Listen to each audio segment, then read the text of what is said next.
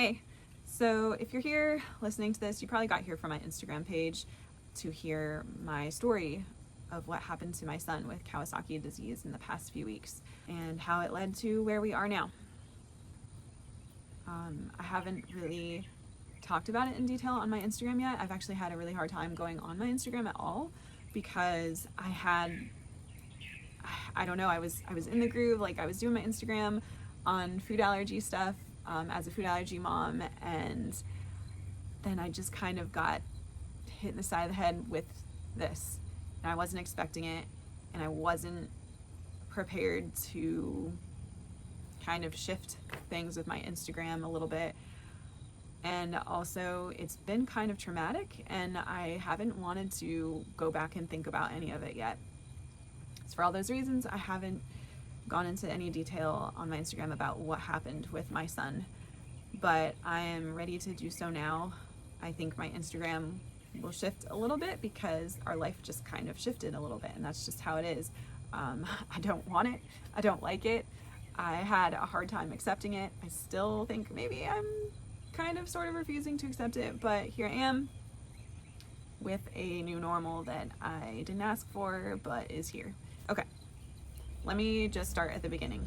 On September 9th at the dinner table, my son started kind of crying out in pain, saying his neck hurt. His entire right side of his neck was swollen, like from top to bottom. It was just kind of one big swollen lump. I didn't know what to make of that. And then things just started to happen quickly after that. That night, I believe I called our nurse advice line that my insurance company provides because he was developing a fever, and his neck hurt so bad, and like, I don't remember if his head started hurting at that point yet, but he just seemed pretty sick all of a sudden, and I wanted advice, and they advised that he get seen within so many hours. And so I took him to his pediatrician the next day, and the pediatrician thought he had mono. She was pretty sure he had mono. She tested him for mono though, and it came back negative, but she was still sure that it was mono, so she sent out another test to a laboratory, a more reliable test. Came back negative. And she did some other blood work on him that was pretty outrageously out of whack. His white blood cells were crazy, his neutrophils and monocytes were out of whack. So she ended up calling us to say, hey, it's got to be a bacterial infection. I'm sending in antibiotics and a steroid. So we picked up the antibiotics and the steroid, and we started that treatment on September 10th that night. The next day, his neck, everything just kind of seemed a little bit worse, which he didn't have enough time on medicine yet, so I thought, okay, well, we'll just need to give the medicine more time. But his, the lump on his neck started to get firm, and the fevers were getting really bad. He would shake really hard, and he was just very, very sick. At this point, I thought, wow, this is really, really sick, but I still was thinking in the realm of normal. I'll keep doing the medicine and this will get better. But by the nighttime, he seemed so sick that it kind of seemed like as sick as I've ever seen any of my kids. I have 3 kids. And this seemed just really, really sick, and it didn't seem right. His fevers were terrible, and his shakes and night sweating, I'm getting attacked by mosquitoes now, were terrible, and I felt like this doesn't seem right to me. This no longer seems right to me. And I mentioned to my husband the possibility of meningitis because, the neck swelling and everything, and he was like, no, he doesn't have meningitis, like, it's fine. But I still didn't feel right about it, and I almost took him into the ER myself that night, but instead I was like, well, I'll call the nurse advice line again. So I did. I called the nurse advice line again, and they said, take him in to be seen within 8 hours. And that was probably around midnight or so. So I thought, okay, I'll take him into the pediatrician first thing in the morning, or if the pediatrician can't see him, urgent care first thing in the morning. And that's what I did. I called his pediatrician and got his appointment moved up to first thing in the morning because he already had a follow-up set up for that afternoon, but instead we went in the morning. When she came into the exam room, she just seemed sort of sad. And that's kind of the worst thing in my experience to see on a doctor's face, is like, just like they feel bad for you. And she said, I was really afraid of this. I was hoping this wasn't going to happen. I was kind of afraid of this based on the blood work. I think we need to send him to the children's hospital right away, because I think he has maybe an abscess in his neck. And so I was like, oh, okay.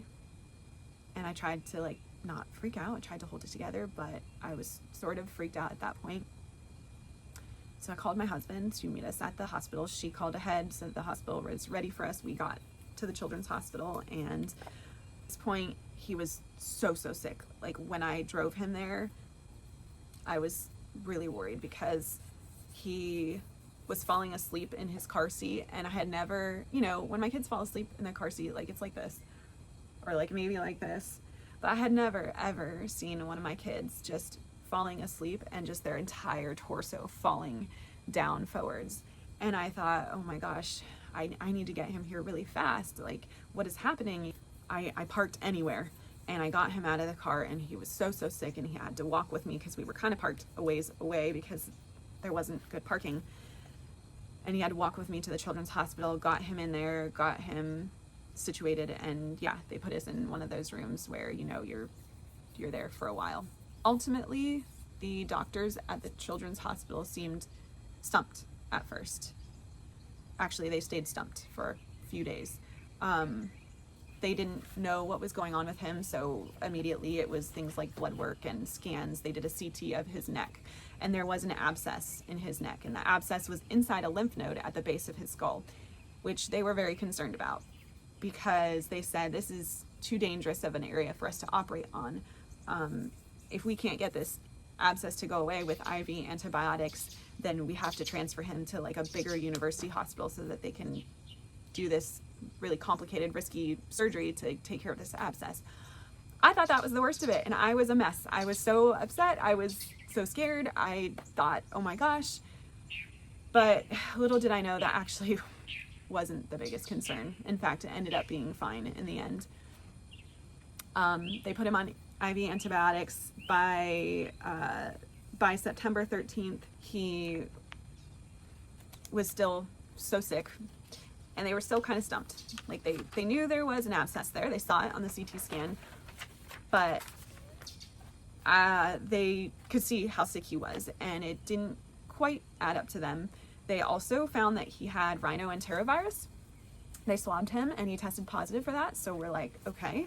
So now he has what essentially ranges from the common cold to like a much more serious virus, depending on if it's rhinovirus or enterovirus. So now he has this on top of this abscess here. Okay, the virus probably inflamed the lymph nodes and caused the abscess, but he was still doing so badly, and I kept trying to tell them how badly he was doing. I mean, he was declining in the hospital on fluids, on IV antibiotics, and he was declining before my eyes. And I can't even like describe some of the things because it's too upsetting, and also privacy reasons, but he was so incredibly sick. All I could do was do my best to take care of him, and then when I had to, turn around and cry because I was so scared. His eyes were blood red. I've never seen anything like it. His eyes were just so red, and they seemed like they were popping out of his skull. Everything was swollen. At one point, the swelling on his neck was just not it. His cheek was swollen, his shoulder was swollen, everything on this side was swollen. He had acute pain in his head and neck and cheek. Pain that got so bad that the first couple days we were in the hospital, he could not move. He could not move. He was afraid to move. It hurt to move. They brought him a brand new box of Legos, and my husband had to sit in front of him and build the Legos for him while he watched because he could not move his arm. He could not move anything. He was in so much pain. He was just crying all the time, and they had him on pain meds, but it was still painful. And as pain meds wore off, it became increasingly painful. And I kept watching this happen, and I kept telling the nurses and the doctors, like, something's not right. This is not right. There's got to be something else. Like, this, how can he be this sick? He's not only not getting better, but he's getting worse. I felt like I was pleading with doctors and nurses to look at other things, to do something else. It just didn't seem right. And I don't know if I came off as like a hysterical mother or something who was exaggerating things, but I wasn't.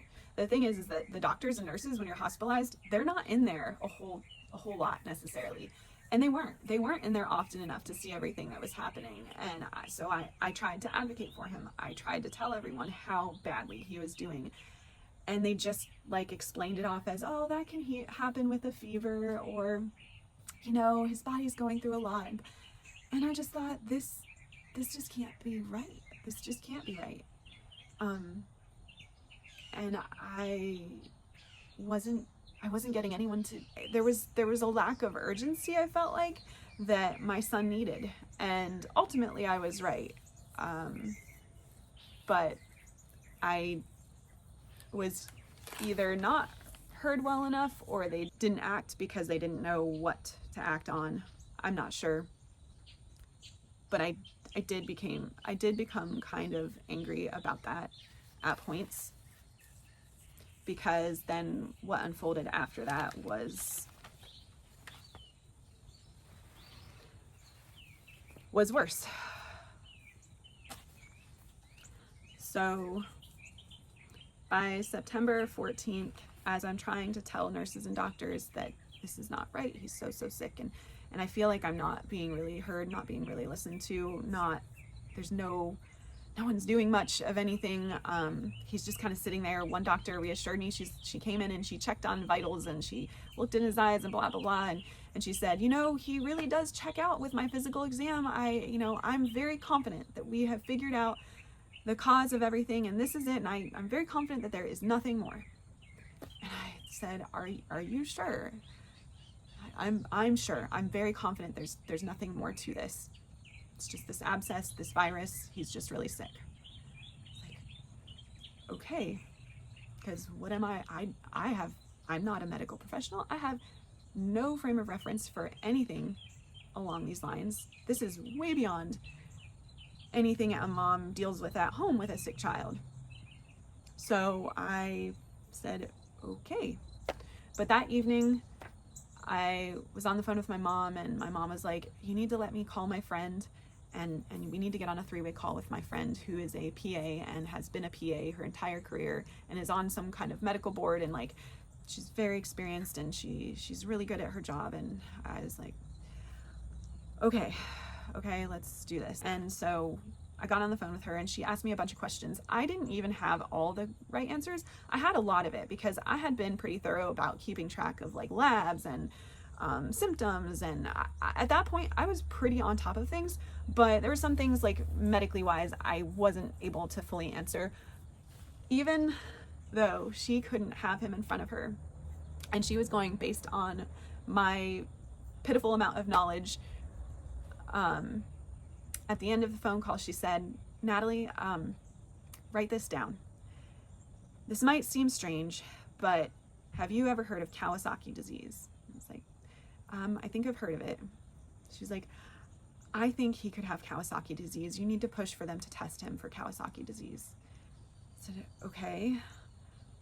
But I looked at the symptoms after, and I thought, I don't know, like maybe, but I don't know. I told my husband, and he looked up the symptoms, and he's like, I don't think he has Kawasaki disease. I was like, but it can't hurt to ask. And he was like, okay, let's ask. I was planning on asking the doctors the next time they came in, but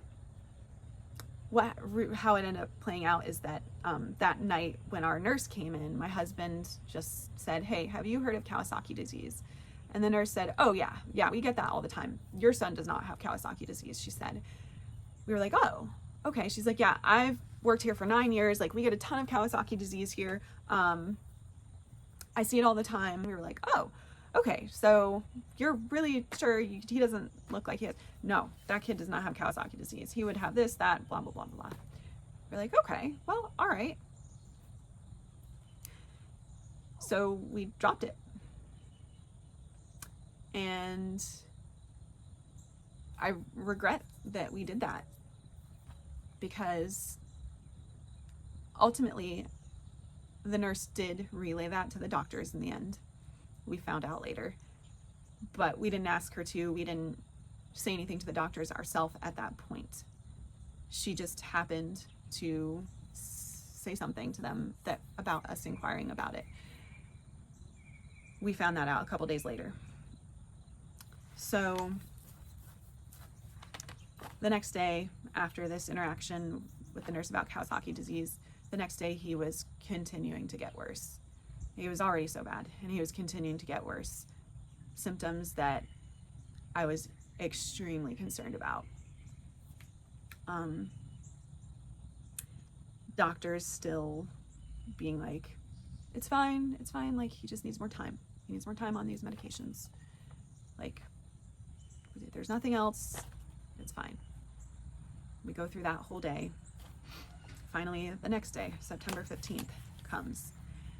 The doctors come in, and when they come in, they all came in. And they said, your son should have gotten better by now. And he hasn't. And I think it's time for us to look at other things. And the doctor said, we actually want to look at something that you guys mentioned a couple days ago, Kawasaki disease. She said, he barely meets the criteria of even looking for Kawasaki disease, but given that he's not doing better and that we kind of need to look at all options, I think it's a good idea for us to test for it.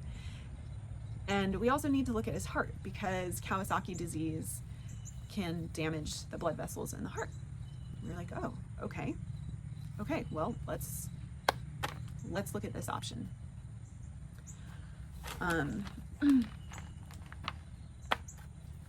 They got him looked at that day for Kawasaki's. There's like blood tests you do to look at certain things, and then you do an echocardiogram, because that's a big sign, is if blood vessels have been damaged in the heart. So they did all that, and by the evening they came in our room and they said, so do you think it's Kawasaki's disease? Unfortunately, there has been some enlarging of the heart, the blood vessels in the heart, and so we need to do this treatment immediately. This transfusion, it's a transfusion treatment, and we will go from there, basically. And I was upset. I was concerned, but I thought to myself, oh, well, you know, there's an end in sight. There's an end in sight. They know what it is. This treatment is going to make him better. The heart, blood vessels, that sucks, but you know, maybe this treatment will make it better. And also, for some reason, it wasn't registering how bad that actually is. But before the doctors all even left the room, I noticed my husband left the room. And I was like, where did he go? Why did he leave? They're still like in here. But then he came back in.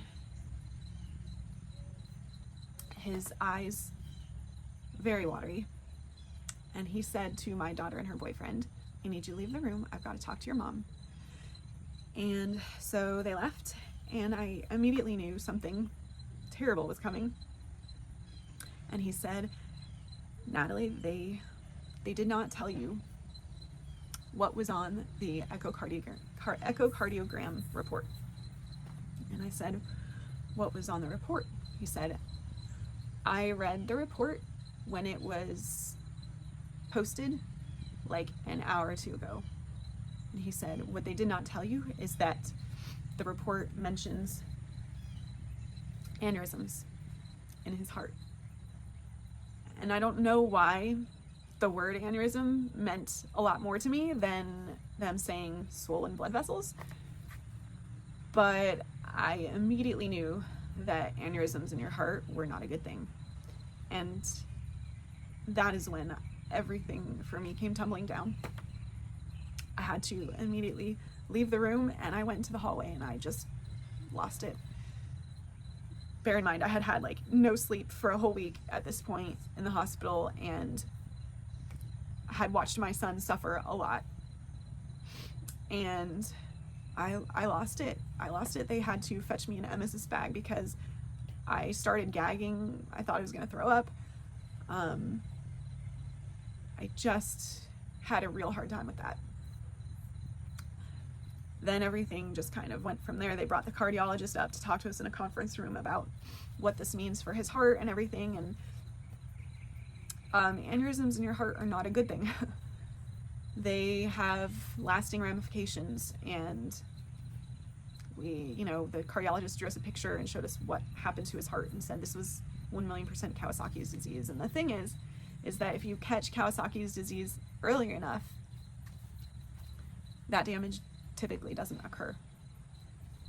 But he sat there in that hospital in so much pain, just suffering. And his heart was being damaged, and no one knew. No one was trying to help him. He just sat there getting worse, and his heart was being damaged. So that was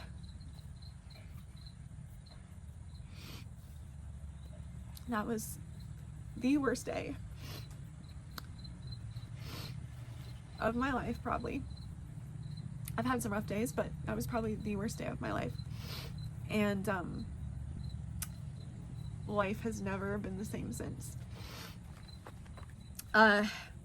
They gave him the transfusion that night, and the next day he woke up slightly better, and he kept getting better from there. It was clear that he needed that treatment, and that was the diagnosis in the end. The abscess at this point had disappeared, by the way, and the virus, who knows? I don't know. No one is paying attention to the virus anymore. But the abscess had gone, probably with all of the IV antibiotics, and ultimately they thought that probably the virus he had triggered the Kawasaki's, or triggered the lymph node inflammation that triggered the abscess, that triggered this system-wide inflammation, which is what Kawasaki's is. And so he continued to get better the next 2 days. He had to be monitored the next couple days to make sure the Kawasaki's didn't come back. And we went home on the 19th. We finally went home. To be honest, when we took him home, he was still pretty sickly. He couldn't really walk. He couldn't really get up. He was very pale and sickly looking. He wasn't very well at this point still. But we took him home, and we thought they felt like he was going to make a real turnaround and everything, and so we thought he was just going to continue to get better at home. But the next day something happened that I'll keep private for his sake, that made us rush him to the ER at like 11 p.m.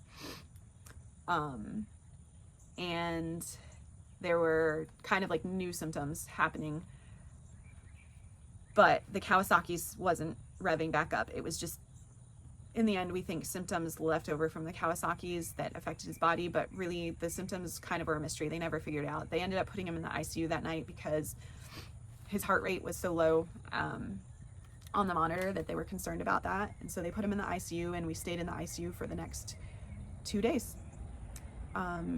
He continued to get better in the ICU, and we finally really took him home on the 29th 22nd of September. Yeah, so we finally really took him home on the 22nd of September. The first time we took him home, I will mention, he was only home like 24 hours, I think, but during that time, at one point, his sisters had gone upstairs and he had tried to follow them, and I didn't know that he had tried to follow them, and he fell down the stairs because he couldn't, I mean, when I say fell down the stairs, it was like the first step or two, because he couldn't even get up a step or two. So he was real sickly that time, but this time we came home and it was better. And he's been recovering ever since. And at this point, he's pretty much back to normal. It's been a week since we've been in the hospital, and he's pretty much back to normal. His strength is back, his energy is back. He very gradually got better over this week. The first couple days he was napping, like he was so tired, and then it just got better and better. He does have to be on Advil and Plavix, which are blood thinners and anticoagulants, because his risk of having a stroke or clot are very high because of his heart. So the heart thing is just a thing that we'll be managing from now on. We are praying that his aneurysms, as he grows and as we medicate him with certain medications, go back down to normal. That is the best case scenario. We are really wanting that, because you know, the ramifications of having the heart aneurysms, when they get older, the risks of heart problems are much higher. He will now be seen by a cardiologist all the time. He also has a rheumatologist currently for the Kawasaki part. And then pretty soon here, we have to start him on a medication that we have to inject him with at home every day. And that's temporary, like a month or two, but that is in attempts to help his heart. So hopefully that works. It's going to be, I think, very hard to do that medication. I don't think any little kid likes injections, but my son is pretty bad with them. I actually have a history of fainting with blood and needles. I've probably fainted like 20 times in my life from blood and needles. So it's going to be a struggle, but it kind of has to be done. So, but now we're on this Kawasaki journey because he's been left with the effects of Kawasaki disease on his heart. So we are not only a food allergy family, but now we're unfortunately a Kawasaki family, and my Instagram will probably reflect some of that alongside all of the food allergy stuff. The food allergy stuff. So the last time my son dosed for his tip treatment was September 8th. So he's gone a really long time without dosing, and almost. It's been such a long time since we've done any food allergy dosing, which is so interesting because now it's time to get back into it, and that looks very different. So I will be sharing what that looks like on my Instagram coming up here. We were supposed to be getting the results of his blood testing he had done this summer to see like where his allergies stood. I don't know if that is still accurate anymore since he skipped an entire month of dosing. I don't know. We're not even going to have another appointment. So the week we were in the hospital was the week we were supposed to be in California for his appointment. And we were supposed to challenge his last tree nut and find out the results of his retesting or his repeat testing. And now that's gone. And we won't be getting another appointment for a good while because we have to backtrack with dosing, and even then they want to see him go to his cardiologist again and get another echocardiogram. And so we're talking the earliest we would go for our next appointment would be maybe November.